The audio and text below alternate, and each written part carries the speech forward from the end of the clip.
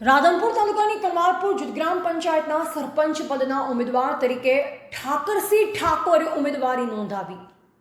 રાધનપુર તાલુકાની કમાલપુર રવિનગર ગ્રામ પંચાયતના સરપંચ પદના ઉમેદવાર તરીકે આજે બોડી સંખ્યામાં કમાલપુર રવિનગરના 18 આલમના ગ્રામજનો સાથે રાખી ઠાકરસિંહ ઠાકોરે રાધનપુર તાલુકા પંચાયત ખાતે સરપંચ પદના ઉમેદવાર તરીકે ઉમેદવારી નોંધાવી।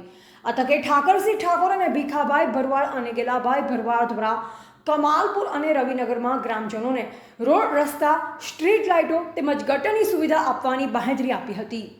ધ ગુજરાત લાઈવ ન્યૂઝ સાથે ગોવાભાઈ આહિર। ખૂબ આભાર માનું છું કે અમારા ઠાકરસિંહભાઈનું જ્યારે નામ પડ્યું તાલુકા પંચાયતની અંદર ત્યારે તમામ પત્રકારો અમારી સાથે મળીને બહુ સાથને સહકાર આપ્યો અને તમામ સાથને સહકાર આપી ઠાકોર સમાજ, ભરવાડ સમાજ, નિરાશી સમાજ, પારકા સમાજ તમામ સમાજો સાથે મળી અને ઠાકરસિંહભાઈને બહુ મતથી વિજય કરે।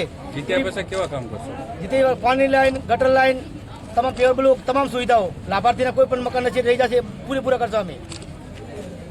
જૂથ પંચાયત કમાલપુર, રામેશ્વર અને રવિનગર ઠાકરસિંહભાઈને અમે ફોર્મ ભરાવાયા છે। 18 આલમ સાથે લઈ અને કમાલપુર આખી સમક્ષ ગામ વતી થઈ તાલુકા પંચાયતમાં અમે આજ 9 તારીખે ઠાકરસિંહભાઈને વિજેતા થવા માટે અમે ફોર્મ ભરાવાયા છે તમામ સાથે મળીને।